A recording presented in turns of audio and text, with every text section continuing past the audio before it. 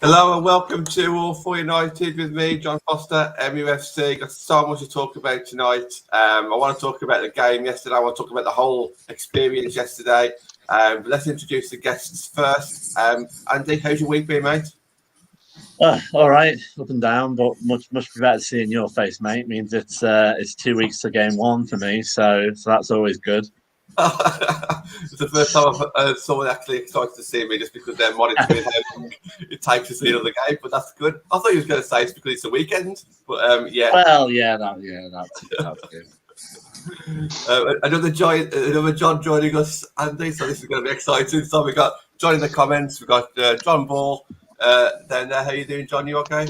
I'm okay, thanks, mate. Great to see all your posts from the Barmy Army and everybody who went to the match yesterday. That was fabulous. Throughout the show, guys, if anybody in the comments or you guys on the show with me just wants to ask me some questions, I can talk about it all day. Andy, you've been a part of the away days and match days as well.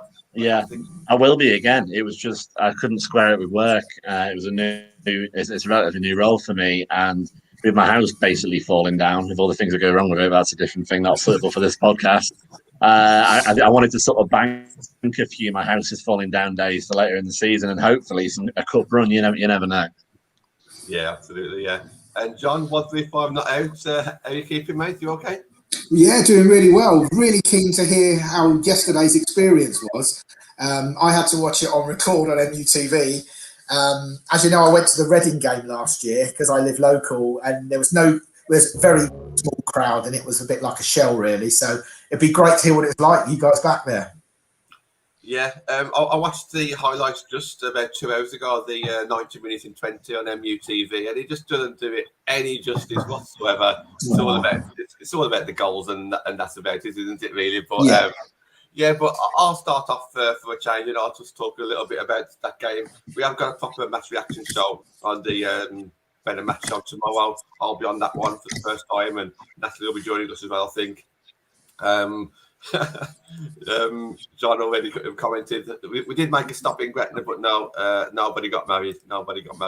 Look, yesterday morning we woke up early. I woke up about 5 o'clock, set out at about 6:30, got to Lee where I was dropping off my car for about 9:30ish, had some breakfast, met up the rest of the guys up in Manchester at about 10:30, and then got to Scotland for about 4 o'clock.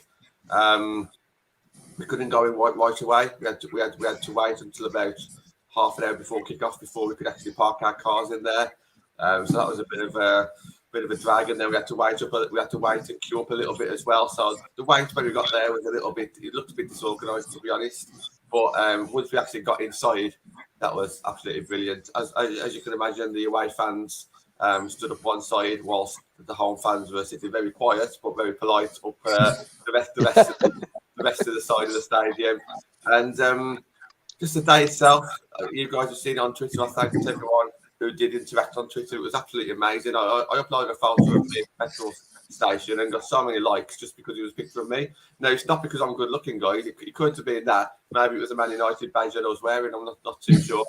But there was something special about that game yesterday, something special about that day, because if I had put that image up any other time, there would have been that much interaction. Fans were ready for this game. Who was actually watching, who was actually attending, but also who was maybe relying on us to give a bit of feedback. And obviously we got onto the Barmy bus. You saw Natalie's videos on the MUWSC Twitter group or the top group. Barmy Army group. I still got called the Barmy Army group. But obviously she got the crowds going. And it was just a fantastic experience. The game itself we'll talk about throughout the show. But obviously to win 5-0 was brilliant. But then for me, it was all topped off with the last 30 seconds to a minute that you may have seen on the Man United women's Twitter, where the fans came over. Katie Zelem said her bit. Mark Skinner said his. We said ours for the whole 90 minutes. We said our bit. And it was just what we needed.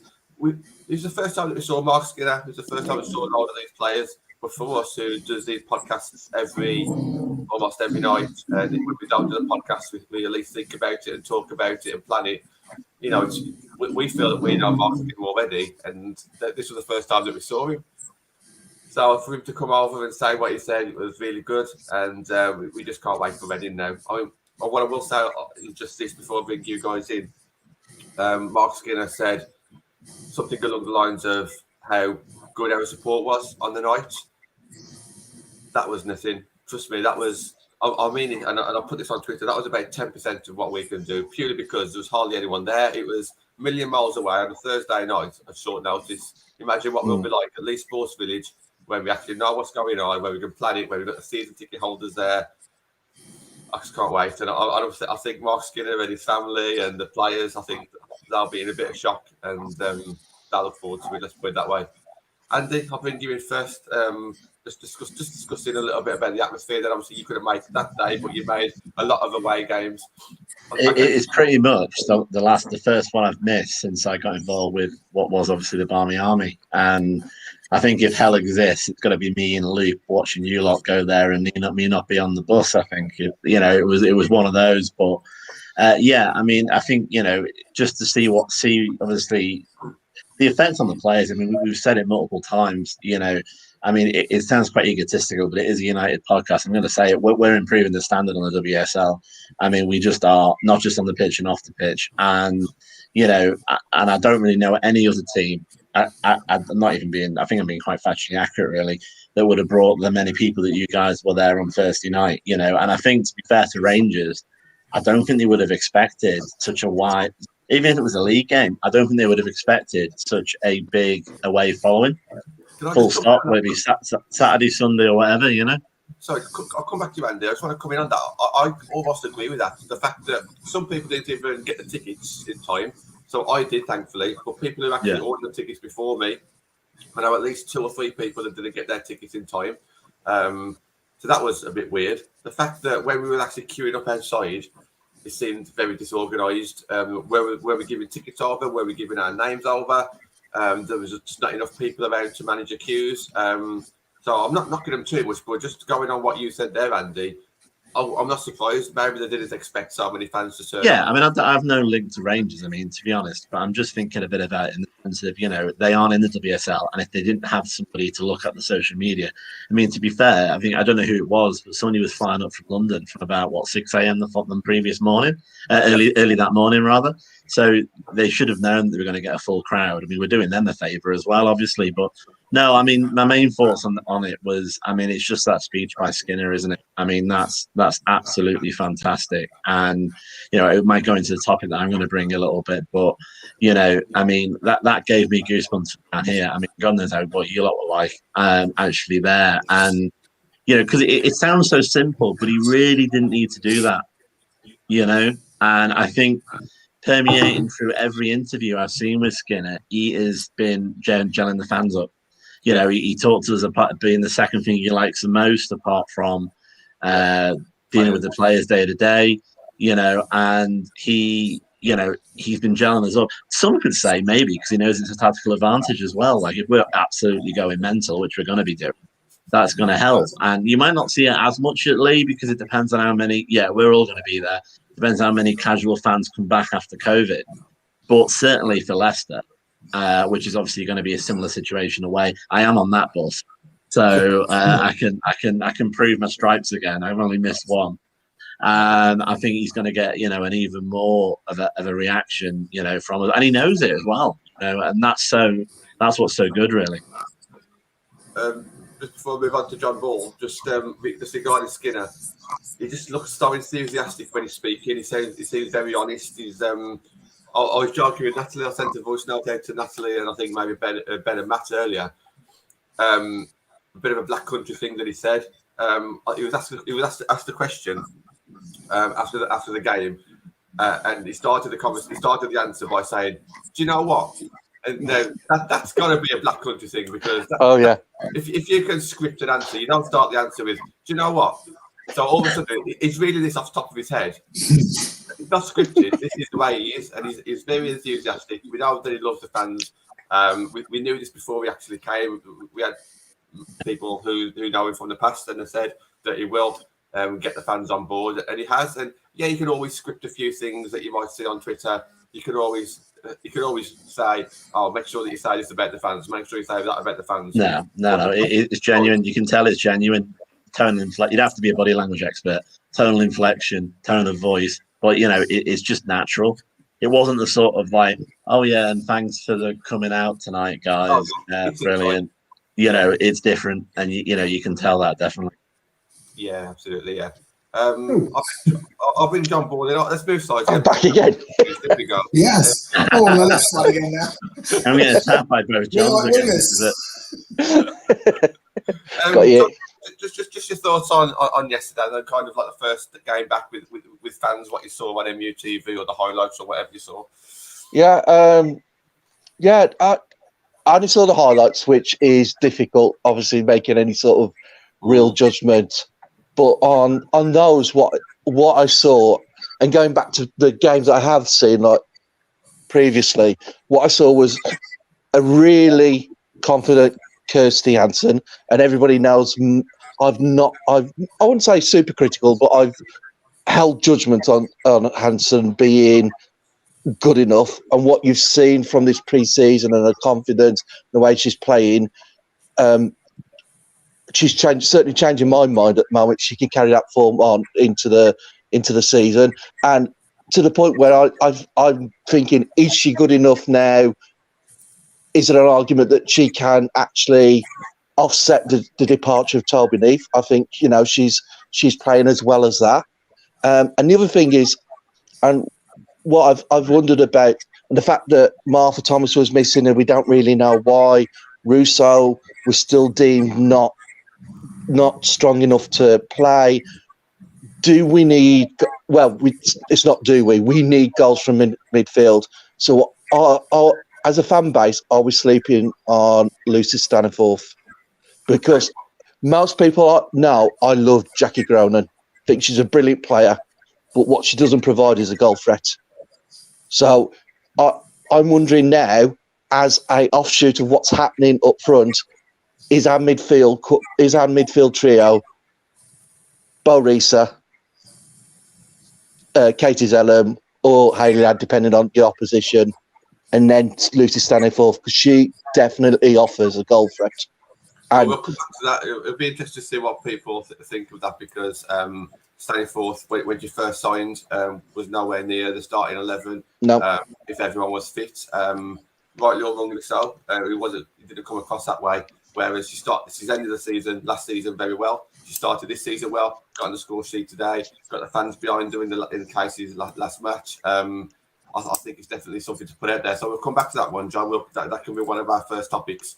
But I just want to hear John 135. That's what I have to call you today. Sounds like he's a prisoner. Just your thoughts on the game yesterday, and like I don't know if you actually saw it at all, John, but just your thoughts on like the first game back and kind of your excitement of fans being back in the ground as well. Yeah, well, I mean, just as you said, the television probably didn't do anything justice, but it was just nice. You know, you can notice it with the men. You know, you get a full house, and it's just totally different. It's better than watching it with fake crowd noise, because when you watch it with no crowd noise at all, you can hear them saying everything, and it's just weird. So, yeah, no, it was good. I really enjoyed the game, to be fair. I did have my doubts through the summer about the lack of activity, but you've just got to look at how they're doing. I mean, I think Mannion's a really good signing. Really, really good. I think my thoughts that Millie Turner can make mistakes, which you don't need, especially, when you're playing high level. But she's young. She'll improve. Obviously, she's got room to grow. I thought Amy Turner would be a huge loss, but I think Mannion is an excellent signing. I like the girl from Chelsea. Is it Blundell? I thought she did really well. And I don't think we need to ever comment about Anna Batcher, because she is just 9 out of 10 every week. She is unbelievable.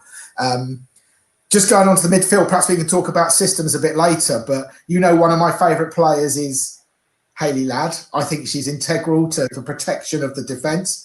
But it seemed a little bit different with Mannion in there. And the way Katie Zelem played yesterday, I don't think you can replace her at the moment until she says the shirt's not mine, to be fair. And we talk about, and obviously one of my favourite players who I've spoken to for my radio is Kirsty, who John mentioned. When I spoke to her for the radio, she was a young, timid, quiet girl with no confidence. And she was only going to improve as her confidence improved. It wasn't ability, it was confidence to try things and take people on. And she just looks a different animal this year. She really does. And I don't mean animal for people say anything in a bad way. No, she just looks great. I would personally start her, but it means you've probably got to drop either Ella Toon or Jackie Gronan. I like John's point about the goals. If you're going to play one of them, or even Kate Staniforth, you've got to go for the one that provides you the most goals, really. But we'll perhaps talk about that later. But it was great. It was a great game. I recorded the whole game live, so I actually saw the game, not just highlights. And I was really actually very impressed. Mark Skinner, just quickly, don't want to go in the ins and outs of what he's done, but people have to realise that every different coaching jobs don't suit different people. Just look at Jose, and just because he didn't do well in Orlando doesn't mean he's a bad manager. And I'm glad people have got off his back. Let him, if he's that bad, let him hang himself. Let him, you know what I mean? Don't criticise him before he starts. And I think he's a breath of fresh air. I really do. And I'm not saying anything bad about Casey Stoney, but Mark Skinner looks like he's come in. This is what I want to do. He's not afraid to change, and I like it. I like the fact he's putting youngsters in. I know it's easy in pre-season, but I think he's a breath of fresh air, and I think he'll do really well. I hope he does anyway. We got so much to talk about. Let me just read a few comments. Sorry. That's great. No, we're all. We all want to talk about it, don't we? Yeah. So John Fye says he watched the game and he just wants to give Kirsty Smith a bit of a shout out. Kirsty Smith I thought was really, really good. She had so much space down that side, defensively as well. So in the first half, she was on our side and she did really well, cutting out players, and she's getting forward a lot more as well. And I thought I like Kirsty anyway. It's going to be hard for her to always be in that starting 11 now with Hannah, joining the squad. But I think Kirsty did really well, and obviously in Scotland as well, she had to play that game for me. Mohammed's asking about Jackie Groden. I think it could just be the fact that she could just be isolating. I don't know, like other Olympic players may have come back sooner, but it could be to do with anything. It could be to do with, has she been double jabbed? Are her laws where she was from different to the laws where some other players have gone? I'm sure she's going to be back very soon. John Fry, you're talking about Katie Zelem. Well, we're going to do a show a little bit on Monday regarding the captaincy, but for me, I think different John Fry. There's too many Johns going on. Yeah. I think we've got the same surnames now as well. John Fry in the comments. We'll talk about Katie Zelem shortly. But what she did yesterday, I think, was really good. And Maria will always be a centre back. I think Maria could just be a bit of a stand-in as a centre back if Mannion and Millie aren't performing. But I wouldn't say she worries me, although I don't know if her best position is going to be centre back or that right back position if someone's not fit. But to me, she's probably not going to start just yet because we haven't seen that much of her. Andy, I'll tell you what, Andy, out of all these players and managers, you just pick a player and we'll talk about the player and we'll go around because there's so much to discuss here. Well, I mean, I was just going to pick up obviously what you're saying initially about Skinner. I've been defending him from the start. I think it's asinine really to compare the NWSL, which is a totally different structure, no relegation. The national team is everything. There's a lot, it's a totally different situation. The Americans themselves, as a culture, my other great love is NFL, and the biggest saying there is, "What have you done for me lately?" Which permeates through the whole of their sporting culture, and I completely agree with John from 135. It is literally, it's not even apples and oranges, it's apples and zebras. It's totally different looking at the same situation. But no, I mean, my main focus on that topic really was basically, I mean, I just said, let's just take stock about Skinner really. I think, same with Casey Stoney, great manager, started us off, put a squad together. You could argue that she's now got that moniker, like a player gets the super sub moniker, because she's gone to San Diego to do the same thing, create a squad from scratch. And I think the big hole that I saw in Casey Stoney, and it's just from the sidelines, just complete amateur, is she wasn't very good at in-game changes. Good at setting up. She was good at looking at half-time and coming out second half.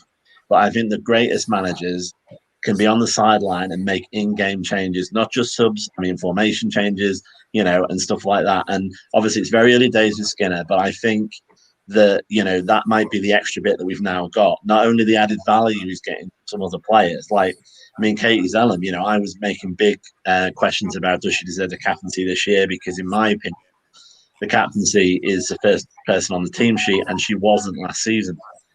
But compared to what I saw, what I saw in the game, against Rangers, hell yeah, she's our captain. And she had speed that I hadn't seen since got COVID, and she looked like she was fighting for the captaincy in a positive way.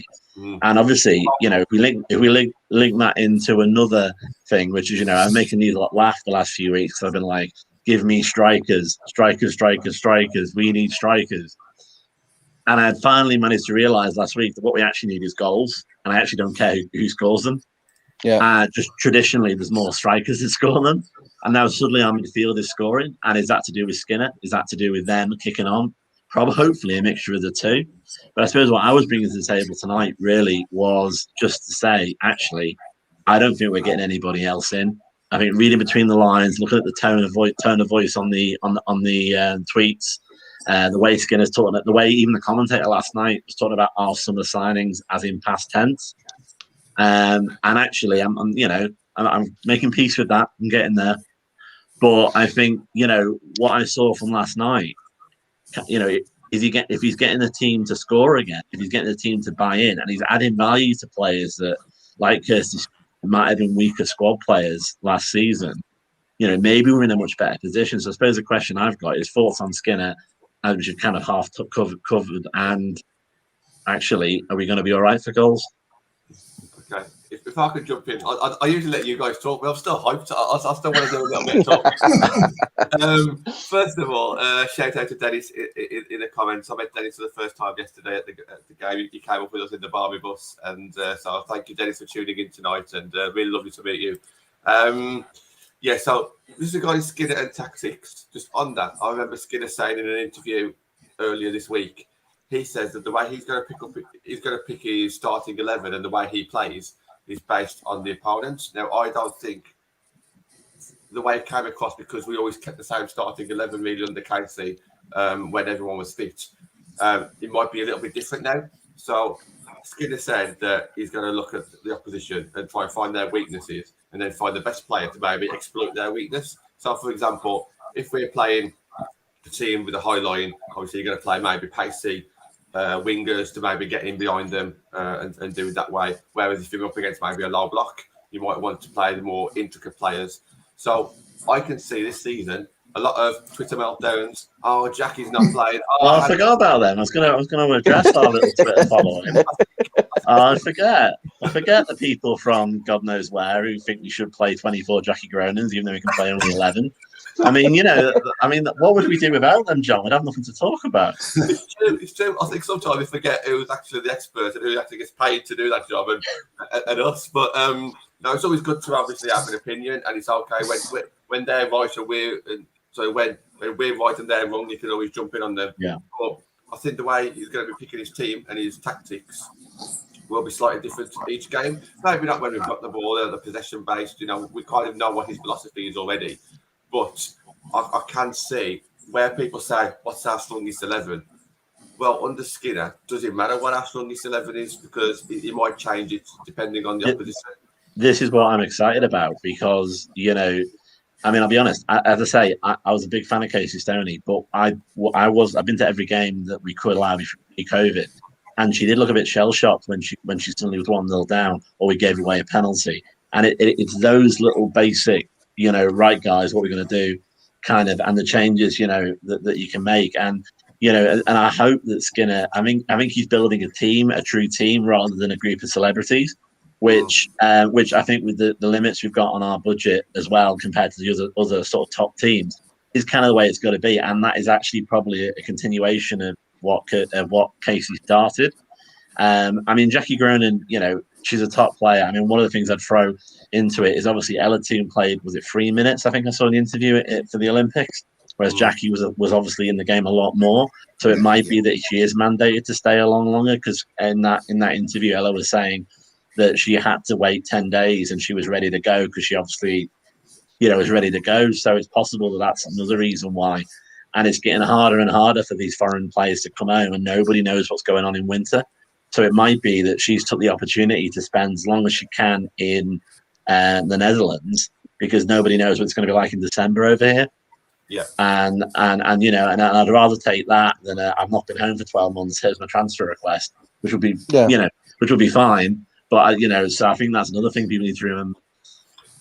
Shout out to Blessing. I think that's a good comment there. Our wingers no longer just cross the ball for the sake of it, but actually picking up players in the box. It's very possession based. We was doing some late chance because the way that we kept the ball, and I think one of them actually led to the goal as well.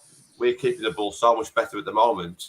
And when I watched the highlights back, you have to hear someone on the sideline. It could have been Skinner, it could have been Martin Ho, actually saying just be patient or just take your time, just don't give it away. This is just a different style of play, isn't it? John Board, just ask you about Skinner, and then obviously we will move on to some players, because I want to talk about Katie Zelem, I want to talk about Hansen, I want to talk about as many players as we can, because it was such a great performance yesterday. So, John Board, just your final thoughts on Skinner? I'm totally with Andy. I think I was very much the same as we needed a manager. We got the manager in, and then because it wasn't the manager everybody wanted, this place was still in meltdown. And it doesn't work that way. Like Andy said, you've got to give someone time. And John said, give him time to hang himself or succeed. It's the stupidity of trying to judge a manager before anything's even been played. It's ridiculous. But everything he's done, everything he said has been nothing but positive. And you expect that at the beginning of a reign, but, not everybody manages that. And the other thing I found quite interesting was where Katie Zelem in her interview post-match was saying, we're still trying to implement stuff that he's put in. So he's changing stuff. And I think when you see him visually with the eye test, what you see is a freer team, a freer attacking team. They're not as rigid in their attacking passages of play. It's not the wingers you stick on the lines and nobody goes in the middle. They're getting people forward. They're much more interchangeable. I think that then goes back to again what Andy said about having a more flexible approach of play. We saw two new play up front. I think Fuso was good with a few of her touches, which we haven't. I've not seen anything from her under Casey that I thought there's going to be a United player in there. But in those few touches, you could see her creativity and the way she set up Leah for that final goal, opening the body out and seeing the pass. That was just superb. So if she can do that, brilliant. But I think she's allowed to do that at the moment. And I don't know whether that was Casey per se saying you have to rigidly stick to this, or whether it was just the way they trained. But you definitely see a change. There's definitely a freedom to it. Now, whether we'll see that freedom go into the games where it matters in the WSL, we'll see. But it's a good start. It's promising, and that's what we want. Yeah, it's all we wanted. I'm gonna start talking about Kirsty Hansen then, and I'll bring John 135 in shortly on this one. So, John Ball, you just mentioned. I'm calling myself. I was here, John Ball, John 135. It's to Andy, but I'm the one that's saying it the most. Call me Johnny. I'll stick to Johnny. Johnny Ball. That's it. Think of a number. Just dated myself. You mentioned about the strikers changing around and the wingers being in a slightly different position, and this brings in Kirsty Hansen perfectly. So she was playing on the right hand side, and the amount of times she picked the ball up, played a 1-2, then ended up in the centre or ended up almost further on the left hand side was I just loved seeing it. But this is a time now for me just to talk a bit about Kirsty myself. And from what I've seen this season, I've spoken about what I've seen for the last 3 seasons already, but from what I've seen this season, and especially yesterday, and I think I tweeted it or put a little video out, I can't remember. But we as fans, and you'll tell you this, we usually sit right at the back. We usually sit, when we're at LSV, we're right at the very back, up high. We're not really that close to the actual pitch. Yesterday, we was right there, literally. We could almost touch him. And the trickery with Kirsty's footwork was she turned defenders inside and out. So much so that when it got to about the second half, when she was right in front of us, she had that confidence that as soon as she picked the ball up, it's whatever she wanted to do. Do I want to go there? Do I want to do this? Do I want to lay it off? Do I want to do a 1-2? Do I want to run over there? Do I want to take this player on? Do I want to go on the left-hand side of the player or the right-hand side of the player? She did absolutely everything right. She was levels above that Rangers defence. Got another goal as well, so that's 3 goals in 3 games. I don't know if she got an assist yesterday, I can't remember, but she's got 2 already in the previous 2 games.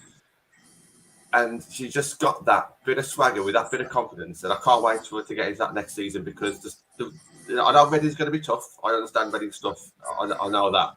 But they're not one of the top 3 teams, are they? And I hope that she just continues this form, keeps oozing this confidence. And I think it's confidence. I think it's that Man United swagger.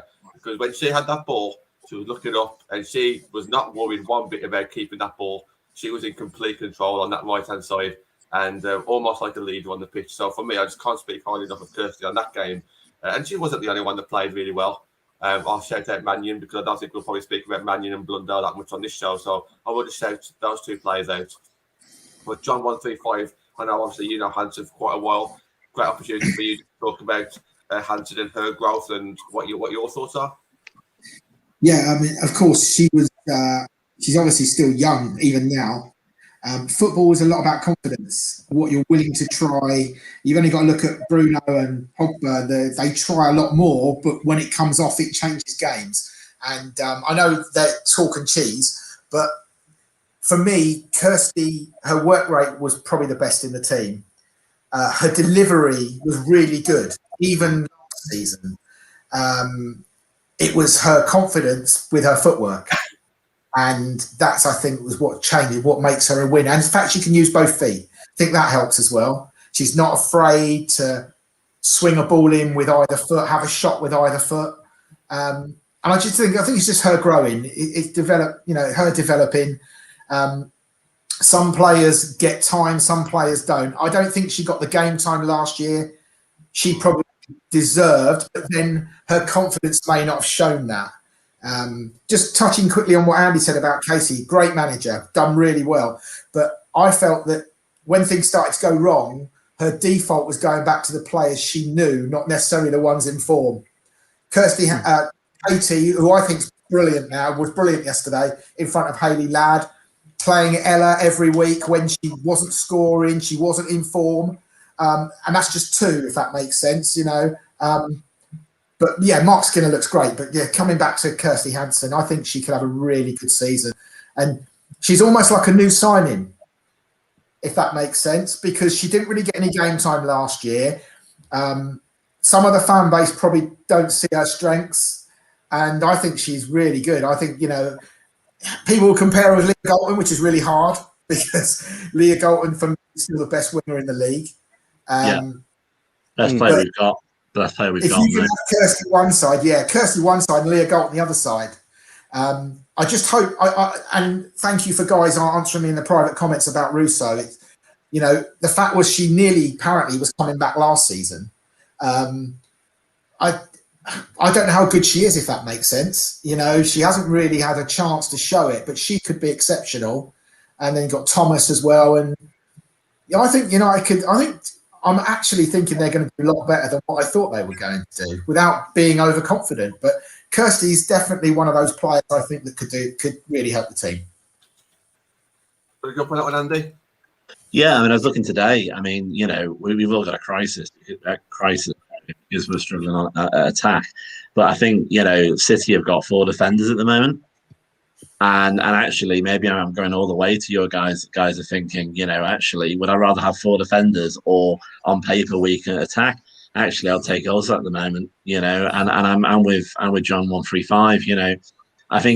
I'm just thinking out loud, and he was talking about it. It might be that Russo's nearly there, and actually, wouldn't it be great if she started at Reading, if she could get enough time, and then because Reading are not going to have any film on her, they're not going to know what she's going to be an unknown quantity. It's going to be not giving all your cookies away, during the pre-season, and I think that's something that Skinner could easily do. I mean, the next game is behind closed doors against Brighton,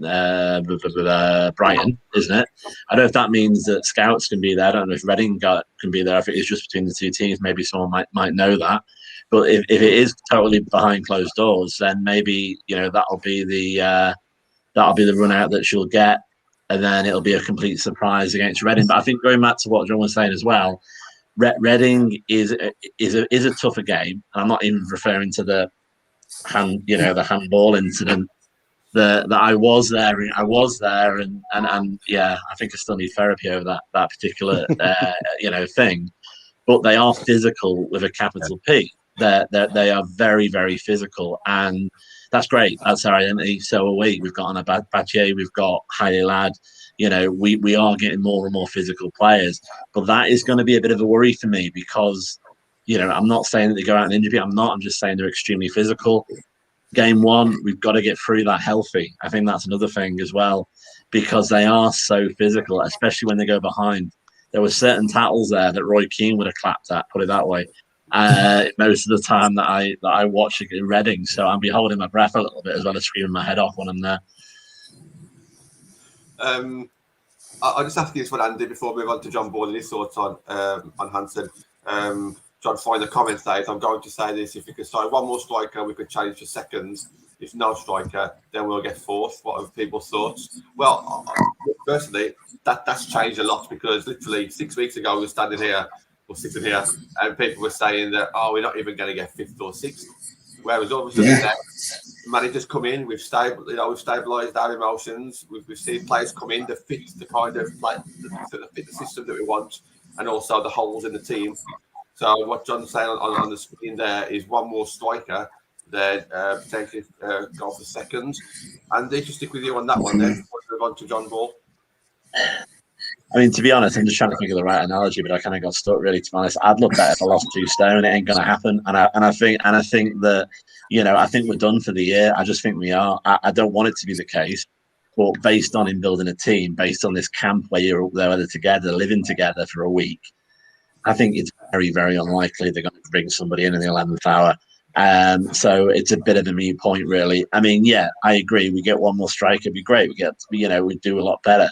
But I just don't think it's happening at all. I mean, obviously, the thing about Casey is that she was allergic to doing anything in January. It was just her view on it. She saw the team being set in September, and there's a lot to that. You build your team, you do your team building.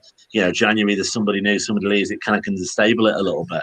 But we don't know what obviously Mark Skinner's view on January transfers are.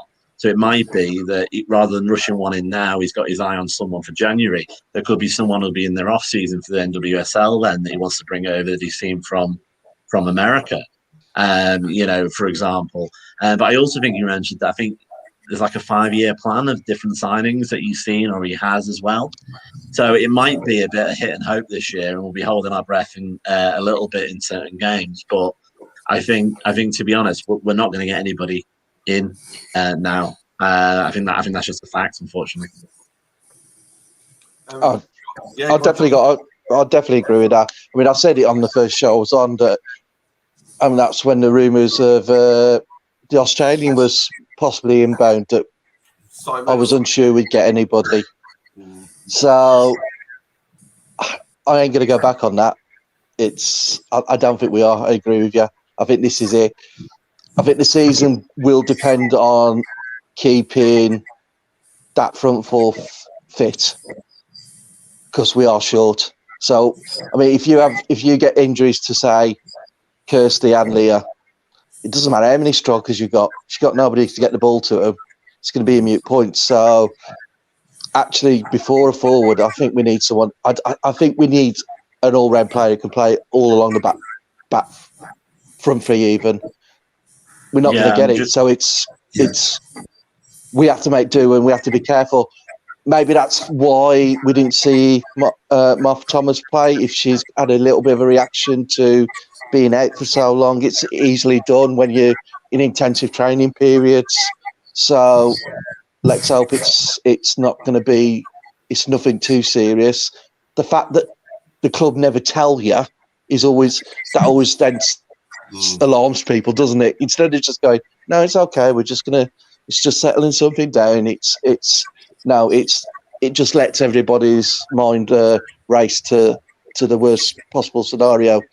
Going back to Kirsty, like I said at the beginning, I've one that has been less sold on her as a potential first 11 United player as others have, but she's certainly changing my mind in this pre-season.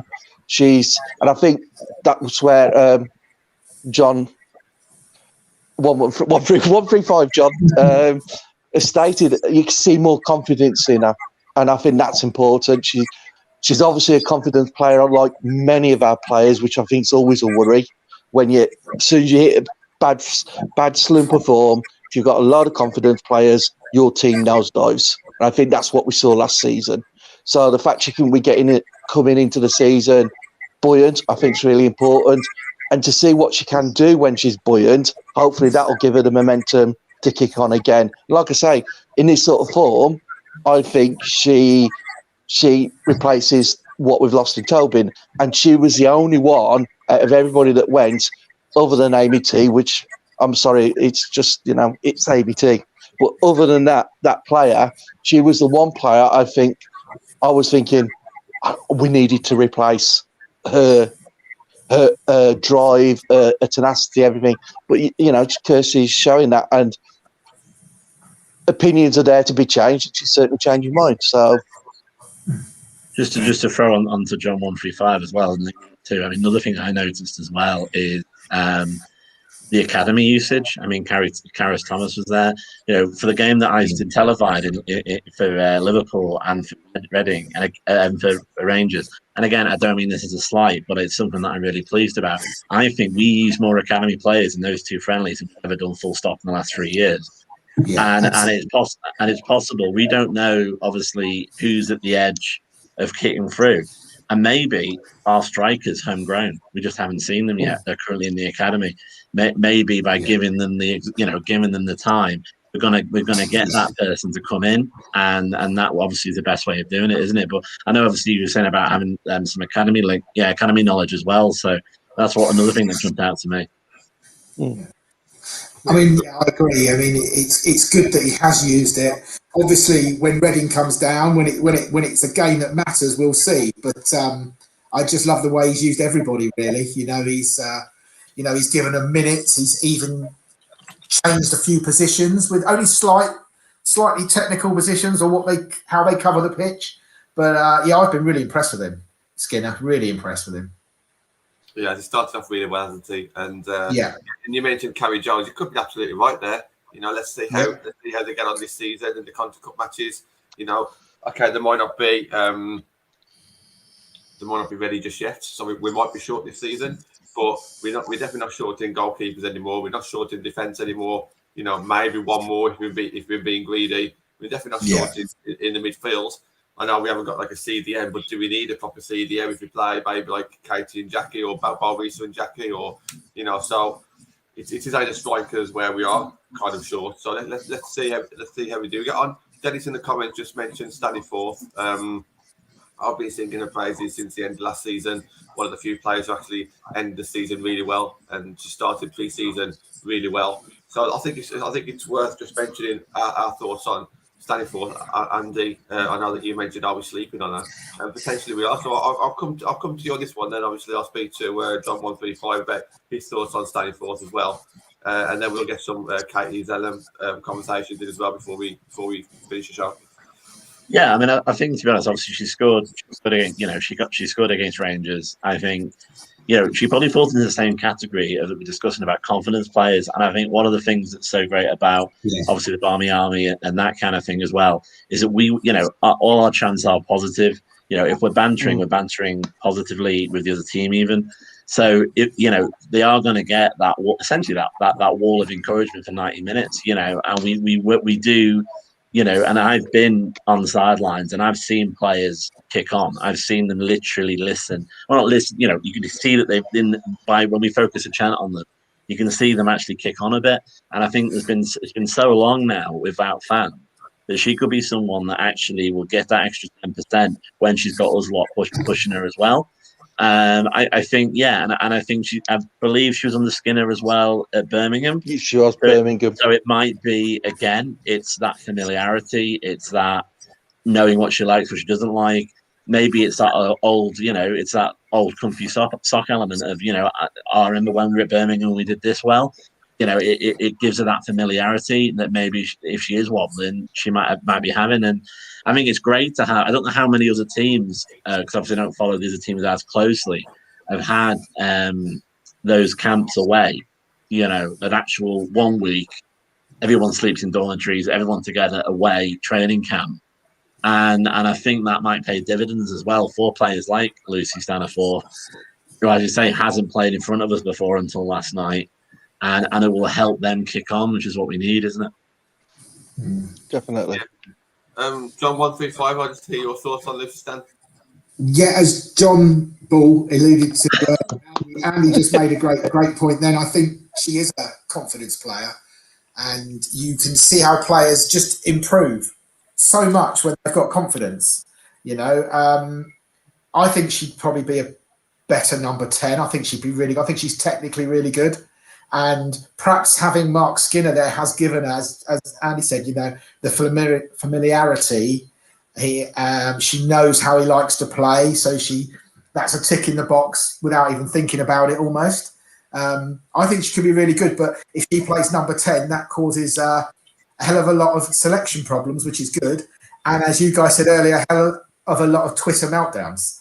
So, do you know what I mean? Because, it's great. I think in the centre of the pitch, we've even discussed with other people and ourselves, John, and that's John Foster, sorry, that even accommodate a diamond, even though it doesn't really allow Leah and Kirsty to play. We've got that many good midfielders.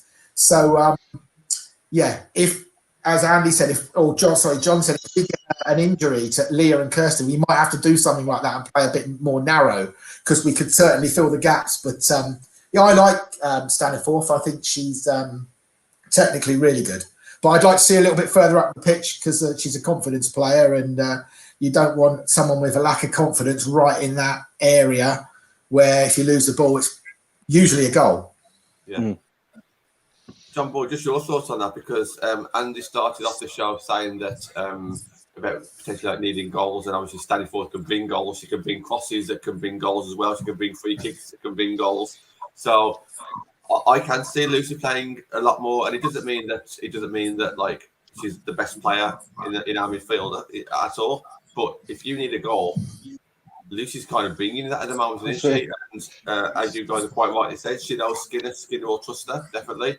She spoke highly of Skinner in the post-match interview, and I'm sure she would anyway. She's not going to slag off the manager, but it can always rein it in a bit. But she went above and beyond, I thought, and hopefully Staniforth feels settled because she knows the manager. Obviously, some of the other players may not know the manager, so they may be thinking, "Oh, is my time up here? Is my time up? Who knows?" But hopefully, Lucy's not that way, feeling that way.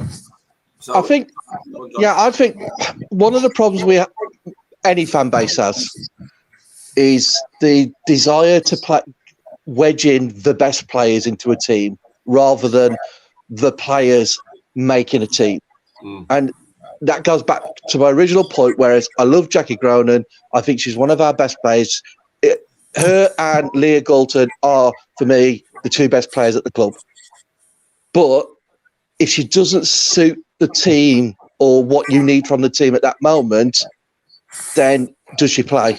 And I think that's a big decision. But like I said at the beginning, I think Lucy provides a goal threat, whether assisted directly, as we saw in pre-season, with was it Martha Thomas's goal, or was it a league? She's definitely assisted one where she broke down into the right channel, passed it over to the box, into the box for a goal, and obviously she provides a goal threat. So if she's that, if she's going to do that, and we're worried about our forward line, I play her. Even though I like Jackie, I play her over Jackie because we need that goal threat. I think the other thing we can go back to is the one good thing about Skinner coming in is this is a reset for the whole squad, and it goes to somewhat to what you were saying about Casey falling back on a default. Is every player's had to reprove themselves, so they're starting from scratch. There's always going to be a natural bias from people looking at either they've got a preconceived judgment or they know a player. So there's always going to be a natural bias there. But I think that bias it's going to be as obvious because he's been away from the players. It's not like he's brought a player from the club. He's just been managing. So he may have managed Mannion, he may have managed Lucy Staniforth, but there's been a gap between there. So everybody's reproving themselves. I think that's added a little bit of, or corrected the imbalance that we had where we were choosing the same players week in, week out for whether form was right or not. And that goes back to the other thing is when I said, are we sleeping on Lucy Staniforth? I think a few of us are. Because she isn't our best player doesn't mean you don't choose her if she's the best choice for that team. And I think she is at the moment. And certainly when we go back to what you're saying about Katie Zelem, for me, that was the best game I saw. Or certainly the best game I saw her play that's outside the championship. The way she was finding players, the way she was demanding the ball, even in the highlights I saw, everything was that was a throwback to when she first came to the club rather than her time in the WSL. And again, maybe that's a little bit of freedom she's got. Maybe that's the fact she feels she has to reprove herself. I don't really care, but I just think she is playing, like you said at the beginning, John. I don't think you drop her at the moment. And that wasn't the conversation we're having at the end of the season. Exactly. Yeah. I mean, to pick up on Katie Zelem, I mean, to be honest, as I say, I was, relatively critical on here, on Twitter and privately about last season, and it was nobody's fault. No one knew how to deal with COVID. Obviously, she got COVID, and then there was a different, a difference afterwards.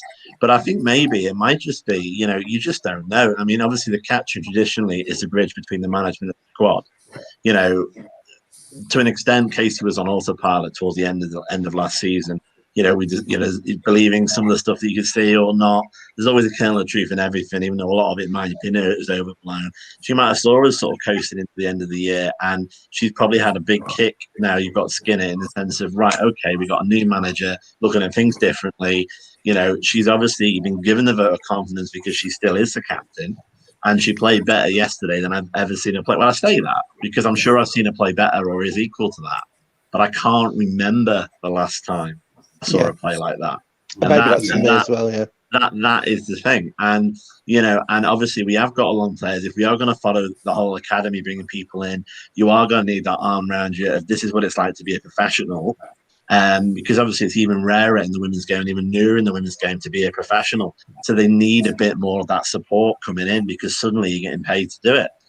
And I think now, I was only one game, I appreciate, and it was Rangers, not Real Madrid. But I think that she will. That actually, I'm happy now she's our captain this year. And if I'm honest, I wasn't 100% sold on that being the situation. But obviously, I'm happy to point it out. We can just see what we can see, and I can see why she's captain like last game. So hopefully that'll continue into the season. We're going to do a show on this on Monday regarding the new manager, captain, vice captain up for grabs. I don't know who that is currently, but obviously Amy Turner's left. So, but yeah, just with this Katie Zelem as well. So when the new manager comes into the club, surely the first player we're going to speak to is his captain. Now, we know the Skinner's strengths is how to get the best out of the team that he's got. So And I've kept this comment on screen. One of the reasons why they went away to Scotland is so we can get to know people as players, and the players can get to know the players. Definitely. That's what I meant. So he's going to put a lot of work into not just Katie, but every one of the players to say, okay, what makes them tick? How can I get the best out of them? So we might have had numerous conversations, or maybe just one conversation that lasted like 2 minutes with Katie Zelem and said, right, what do I need to do to get the best out of you?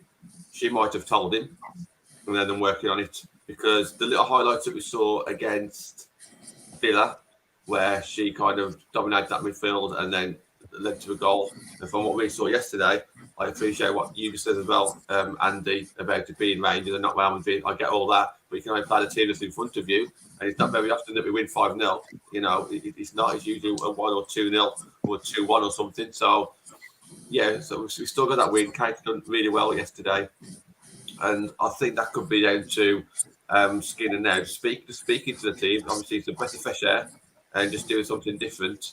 And maybe she just got a bit of excitement back or whatever it is.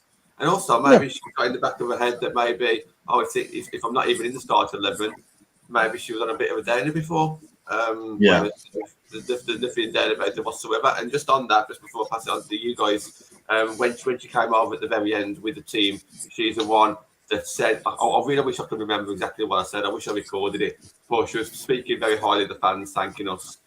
She's the one that shouted out. Nobody else did.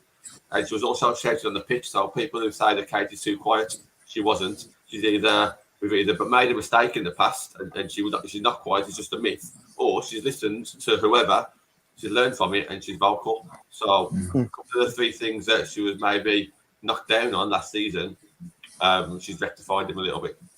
So can't speak highly enough of Katie. And obviously scored a cracking goal, a cracking free kick, and an even better goal that wasn't the free kick. So that lob was superb. Brilliant. Beautiful. Yeah. John down the bottom, then just your thoughts on Katie Zelem, and then we'll have one last little topic at the end as well. Okay. Like John Ball was with Kirsty, and as Andy said, I was critical's the wrong word about Katie last year. I just done a matter of coaching and simple mathematics in my head that Hayley Ladd was the better 6 and Jackie Gronin was the better 8. So you'd play them together. And it wasn't that Katie Zelem wasn't, but for me, you pick your strongest team. But what I noticed last year was, and whether as Andy said, she might have gone a little bit cruise control because she knew she was going to get picked. She was giving the ball away too easy for someone with her ability. That's just what I saw. And what you said about the highlights against Villa and what I saw yesterday, I think she made 1 or 2 bad passes in the whole game. And she was creative and everything was not... She does... Last year, I'm critical of Fred in the men's team because all he does really is pass it sideways. Yeah, he doesn't... Even yesterday when Katie was pushing it backwards, it was a first-time ball.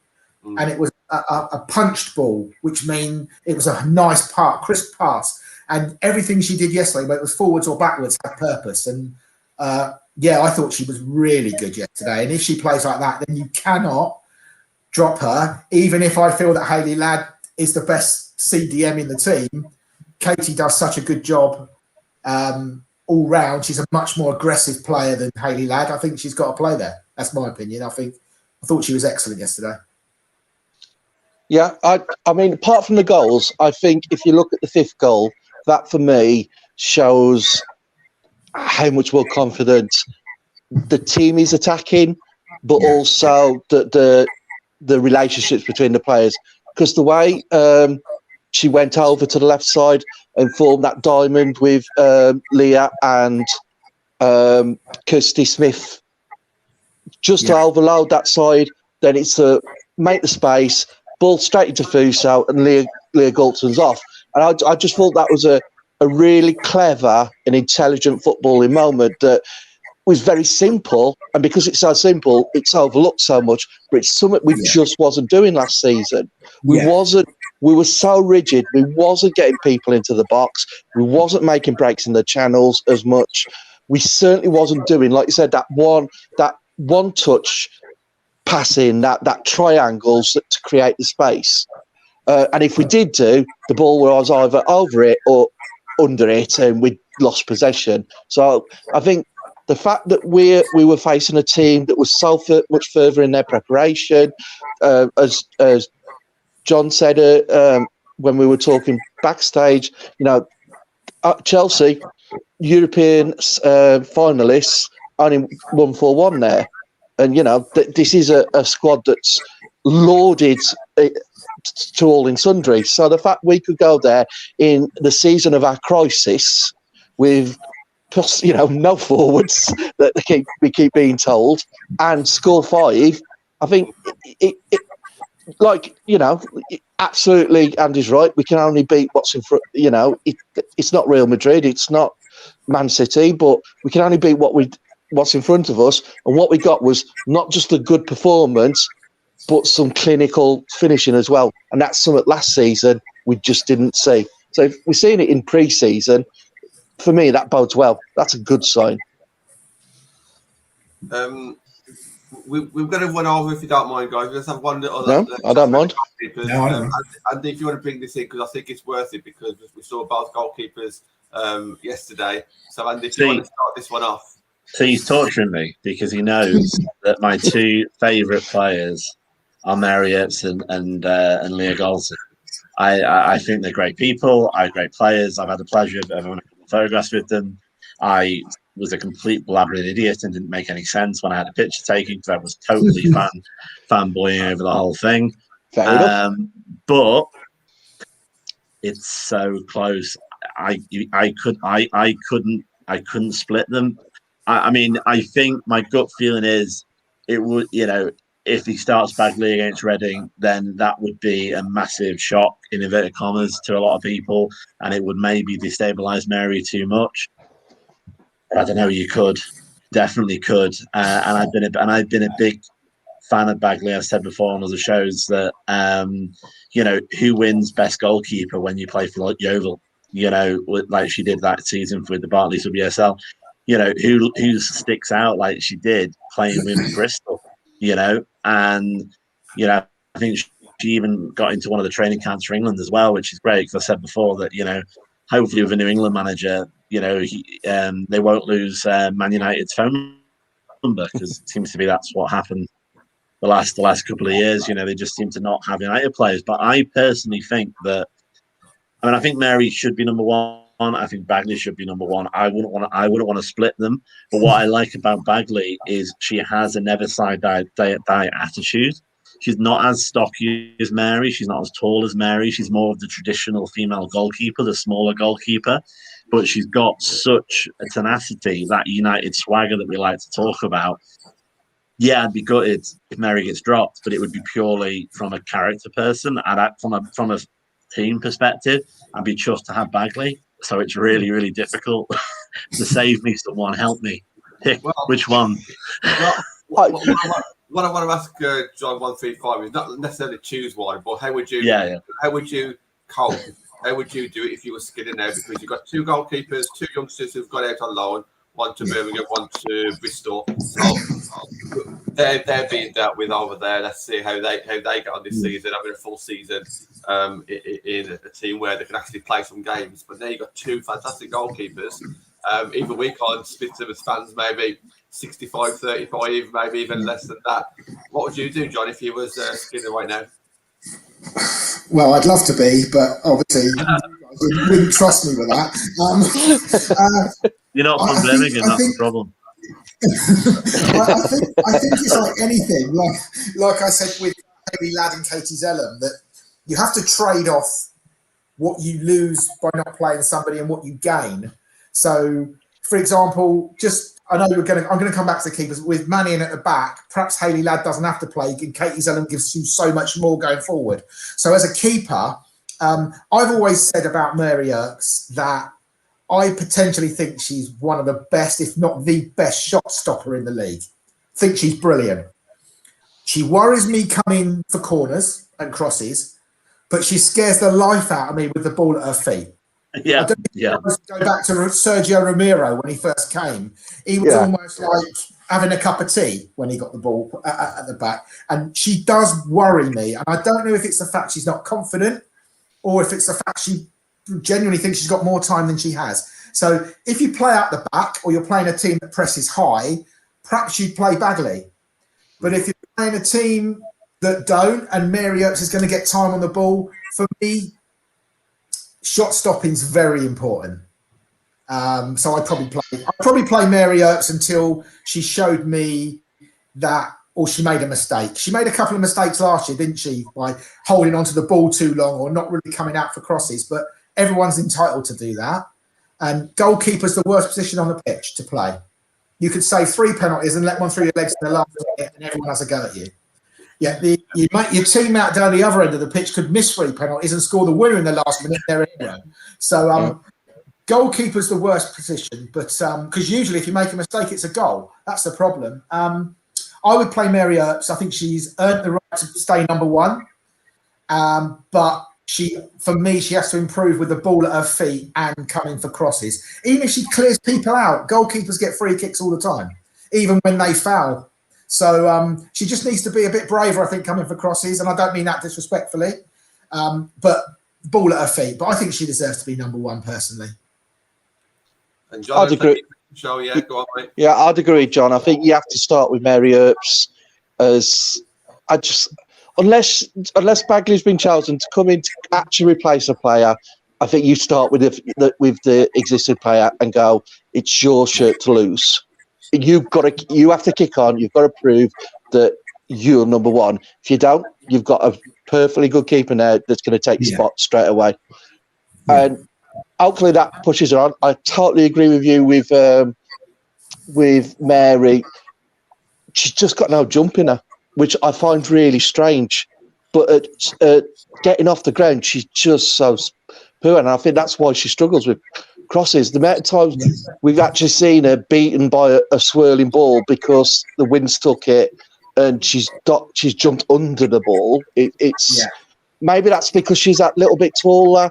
It's a bit like the central defenders or attackers that are really tall, aren't they? Usually find they've got a crap jump because they haven't had to jump. They haven't had to learn that, Jake, because they're already tall. Yeah. And maybe that's why Bagley's so much better at it, because that's such slides as she's had to fight in that muddle a bit more. But yeah, I'd still start with Mary and say it's yours to lose, but lose it you will if you don't play well enough. And I think maybe this will. It's amazing how it's sort of it's mirrored the men's side really. Now I think you're going to get the same meltdowns you had about the women's that you've had on the men's, because really Earps is De Gea and Bagley's Henderson. She's a better all-round keeper, but maybe her best isn't quite as good as Mary Earps' best in the shot stopping, which is David De Gea all over. So I think you can find the same arguments, but I think my head says Bagley will come out on top either this season or next. But I don't. You've got to give Mary Earps the opportunity. She deserves it. I mean, to be clear, I would start her, as I say, against Reading, Mary, definitely. And I think maybe it's a situation where we won't see Bagley because she is nipping at the heels of her, and actually it will kick her on massively. But absolutely, yeah. I mean, I definitely think last season the problem was. Now I have to be careful here what I'm saying, but the problem was there wasn't really an alternative. I know there officially was an alternative, and some people very much were punting for that alternative. But basically, I think there's a reason why they've both gone on loan. I've said in other shows that I think one of them's going to go permanently at the end of the year. I don't know. I'd love to keep Bagley and Earps as a 1 and 2 going forward, but I don't think Bagley would want to or should stay a number 2 for anybody. But I think, the first thing that made me think, wow, Mary Earps is a good goalkeeper, is that when she is on form, she's a lot stockier than a lot of female goalkeepers. She doesn't get jostled around as easily. She can come in and claim if she has the confidence, because there's something there, in the sense of when you're going into a group of players, rather than a lot of the more sort of slight of stature goalkeepers, where they might get knocked over by the you always look like they'll get knocked over by the attacker. Never mind them claiming. And she's incredibly tenacious as well, which comes over every time. And both of them are great for the club. I mean, Mary has been active on social media. She, it seems like a really nice person. I'm, as I say, I'm really impressed by Bagley's attitude as well. And just to quickly jump on Mannion, I'm loving the freedom that she's got on social media. I don't know whether or not they know what they're getting into, letting her talk back to us all and say that she's at a social media jail and all the things she's been saying. Maybe she does it when the admin has a coffee. I don't know, but I think it's brilliant that. As well as like Skinner's joining the fans up, maybe there's been more freedom being given to the players as well, which traditionally United were very bad on, in the sense of, we would speak to them, obviously in stadium pre-COVID, but they weren't really allowed to respond on social media. They weren't really allowed, obviously, much freedom because of United being United. So hopefully, that's going to be another good thing this season. I think Mannion deserves a topic of next week or obviously tomorrow. I'm already loving her, I must admit. Maybe it's the accent, I don't know. Yeah. All these brummies, I tell you, Jesus. Did you see the post from the book? What is it? The platoon squad with all the bucket hats. Oh yeah, camo bucket hats. I don't know if John's going to come back to say goodbye, but I don't know what happened. I don't know. It might have been his internet connection, but we are going to shoot off now. We have gone a little bit over, but it's such a positive show tonight. Really, really enjoyed that one. So many talking points that we could have gone on for hours to go into even more detail. But that'll be for tonight. Tomorrow's show will be Saturday Night Live with Matt and Ben, but me and Natalie for the first time will be actually jumping on that show with them to talk a bit more detail about the game today, as like the game yesterday. And I'm sure Natalie will mention a little bit about Ona. So we'll be able to speak about Bachelor Dunn and also Blundell. I want to talk about how well she did as well. So that'll be great as well. I'm just going to bring John back to say goodbye. Thank you. There he's back again. People voted. Back to bye. Thank you, John. Some good comments today. And Andy, thank you. I'll see you again next week. On next Friday. And apologies, I wanted to show yesterday. We would have done one, but obviously because we was at the game, we didn't want to be setting up too many streams or anything because we just wanted to enjoy our first game back. I do like to try and remind people that we are match going fans and we're not YouTubers. We don't get paid for this. We do this purely because we love it. But we did put a bit of content out on Twitter and Instagram, so hopefully you liked those. And looking at the amount of likes and retweets that we got, you did. So that was brilliant. We're going to call it a night there. Thank you to John, and Andy. And thank you, guys. Pleasure. Thank you. Yeah. Thanks, guys.